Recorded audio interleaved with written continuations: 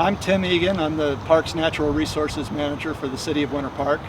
I'm here today with Larry Martin from the Audubon Society and Catherine Bowman of the Florida Native Plant Society.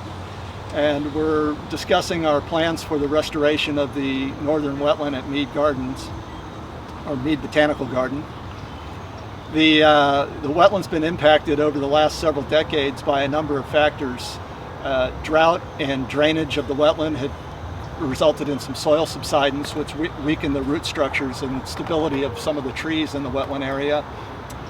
Invasion of non-native trees and vines has crowded out some of the trees and caused shading of the canopy by the vines in particular that have resulted in weakened or dead trees. And then finally the hurricanes that we've experienced between this past year and 2004 took an extreme toll on the damaged trees in the park, resulting in a loss of canopy in what was historically a very heavily canopied wetland. The primary restoration tool is going to be reforestation, but before we could get there we had to do some control of the exotic plants that have become established in the park. When we do that, it involves disruption of the existing habitat, and to make sure that we didn't cause any damage to existing birds that were in the activity or engaged in nesting activities, or disrupt their migration patterns, which happened at specific times of the year. We're working very closely with Larry and the birding community to make sure that we time our tree removals and other exotic plant control work to not interfere with those activities. When we go to replace the trees, we want to make sure that we're relying on the advice of experts like Catherine, who have a lot of experience in native Florida habitats, that we're choosing the right plants to match the soil conditions and habitat types so that they will do well and provide the habitat, the future improved habitat for the wildlife of Mead Garden and Winter Park that we're looking for. So Catherine, we've historically there was a lot of sweet bay magnolia in the canopy in this wetland area. They were heavily impacted by the vines and then taken out by the hurricanes. And besides replanting with additional sweet bay magnolias, are there other species that you would recommend for this wetland area? I would, Tim.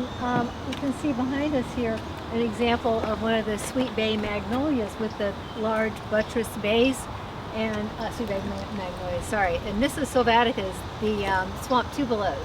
And that is a species that we could add some more in, because I think that a lot of the larger ones went down or the canopies were covered by the skunk vine, and we've lost a lot of those. So those maples are pretty well represented here, but this is kind of the southern edge of some species that I think people would be familiar with, things like tulip poplars and basswoods, that would be a good addition to improve the diversity of this area.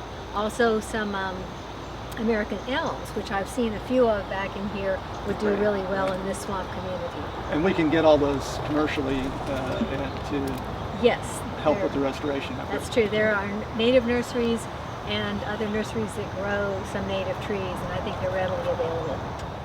Larry, a lot of times when we take out some of the non-native trees that are causing problems in the park, people don't understand why we're doing it, and they think we're harming the environment. What is your experience as far as the use of the non-native trees versus the native foliage by the birds that you see here in the park? Well, one of the trees, one of them's down right here, is one of the Chinese tallow trees, which is an invasive, but during the fall they put out a fruit that a lot of the yellow rump warblers and stuff really like. But I think that if we get some of the trees that Catherine's talking about in here, it'll provide a substitute food, and I probably would support more birds, really. So say one of the problems with these kind of trees that the birds like the fruit from the exotics is that they have a tendency to spread very quickly, because the birds eat the seeds, travel, and plant the seeds all over the place. That's why we have so many camphors all over the place in Central Florida, because the robins eat them seasonally. But I think that if we put in some native trees and get some more habitat in here, I think it'll be a lot better in the long run, for sure. Well, in the wetland area, we're primarily going to be planting. There's Yeah. going to be a few trees coming out, but we're going to be putting possibly as many as 500 new trees here in the wetland to Yeah. replace what was lost in the past.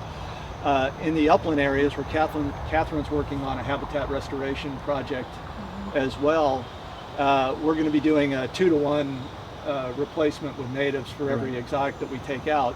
And while those trees won't be as big as the ones we're taking out right away, we're hoping that that's going to provide replacement and better replacement habitat in the future. Do you think that's the case? I think that'll be the case. I mean, it is unfortunate that it will take some time to replace some of for the trees to get a real girth to them, but I mean, we have to think ahead.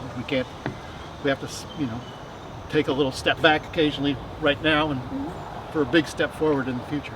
Are there tree species that you, as a birder, find are lacking in the park that would really enhance the birding quality out here at Mead Park? I'm really not as big a tree person as like Catherine would be. I know that there are a lot of the oaks and stuff, will support a lot of bird species because they have a lot of insects and caterpillars in the spring, and that brings in a lot of warblers.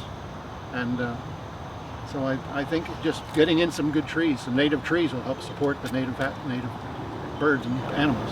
I agree. Just improving the overall diversity of the canopy and looking at species that occur in Orange County and surrounding counties, and making a selection from those as we go from the drier area down to the wetter area. Just improve diversity throughout, and that will allow then for the spread and the diversity of increase of understory shrubs and herbaceous material.